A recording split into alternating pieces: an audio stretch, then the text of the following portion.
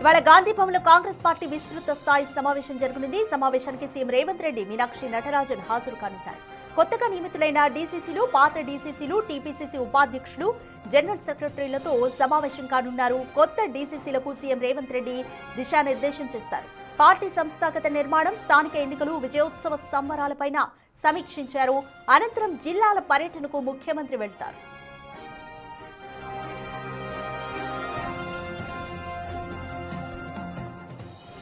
More details మా ప్రతినిధి హేమ అందిస్తారు. హేమ, ఈ రోజు గాంధీ భవన్లో కాంగ్రెస్ పార్టీ మీటింగ్ జరగనుంది. సో ఎవరెవరు హాజరవుతున్నారు, ఎటువంటి విషయాలపైన ప్రధానంగా చర్చించబోతున్నారు?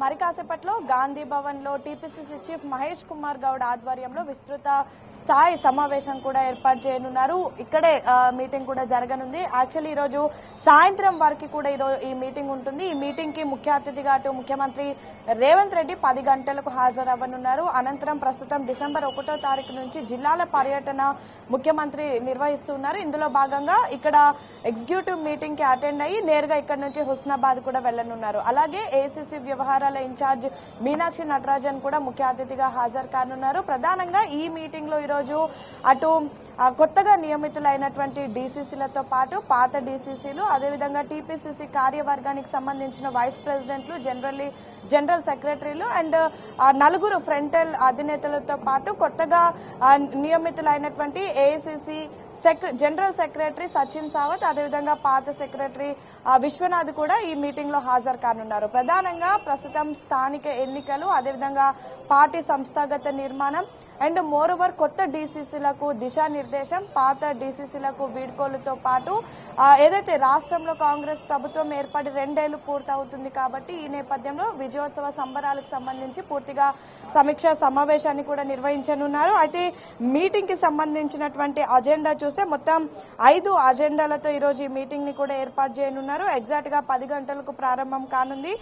మొదటిగా నూతన జిల్లా కాంగ్రెస్ కమిటీ అధ్యక్షులకు స్వాగతం అండ్ పూర్వ ఎవరైతే రీసెంట్ గా డీసీసీలు అనౌన్స్ చేశారో వాళ్ళకి వెల్కమ్ ఉంటుంది. అనంతరం పాత డీసీసీలు ఎవరైతే ఉంటారో వాళ్ళకి ధన్యవాదాలు. అనంతరం రాష్ట్రంలో జరుగుతున్నటువంటి గ్రామ పంచాయతీ ఎన్నికలలో పార్టీ అనుసరించాల్సినటువంటి వ్యూహాలు అండ్ ప్రభుత్వం చేపట్టినటువంటి ప్రజాపాలన వారోత్సవాలకు సంబంధించినటువంటి విజయవంతం, జిల్లాల్లో మండల కమిటీలు, బ్లాక్ అధ్యక్షుల నియామకం, పార్టీ పటిష్టపై చర్యలు అండ్ మిగతావి కూడా ఇంకా వచ్చేటటువంటి గెస్ట్ కి అడిగి మిగతా ఇష్యూస్ కూడా డిస్కస్ చేస్తారు. అయితే ప్రధానంగా స్థానిక ఎన్నికలు పార్టీ గుర్తు మీద జరగనప్పటికీ కూడా ప్రస్తుతం 3 పార్టీలు ఎన్నికలను ప్రెస్టీజియస్ గా తీసుకున్నారు. సో ఈ నేపథ్యంలో ఎలా అయినా సరే ఎక్కువ సీట్లు, దాదాపు 80% వరకు కూడా కైవసం చేసుకోవాలి అంటూ కూడా కాంగ్రెస్ పార్టీ భావిస్తుంది. ఇందులో భాగంగా ప్రజల్లోకి అసలు కాంగ్రెస్ పార్టీ రాష్ట్రంలో ఏర్పడిన తర్వాత చేసినటువంటి అభివృద్ధి కార్యక్రమాలతో పాటు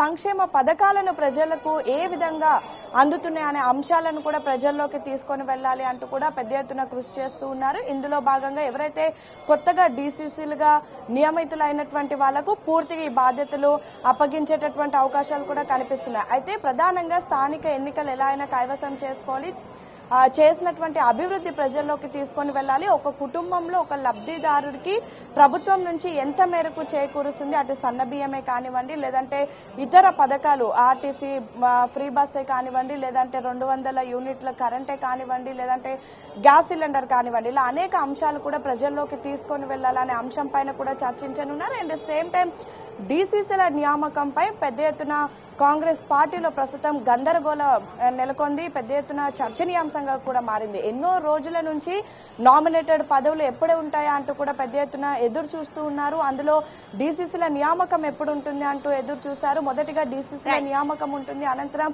టీపీసీసీ కార్యవర్గం అనౌన్స్మెంట్ ఉంటుందని భావించినప్పటికీ మొదటిగా టీపీసీసీ కార్యవర్గం అనౌన్స్ చేసి రీసెంట్ గా డీసీసీల నియామకం చేపట్టారు. అందులో అనేక అంశాలపైన కూడా ప్రస్తుతం చర్చనీయాంశంగా మారి పెద్ద ఎత్తున డీసీసీల నియామకంపై పార్టీ సీనియర్ నేతలతో పాటు మంత్రులు కూడా అసహనం వ్యక్తం చేస్తున్నారు. సో వీటన్నిటికీ సంబంధించి ఈ రోజు చర్చించనున్నారు. కొత్త డీసీసీలకు అయితే ముఖ్యమంత్రి రేవంత్ రెడ్డి దిశానిర్దేశం చేయనున్నారు. Radhika, thank you Hema.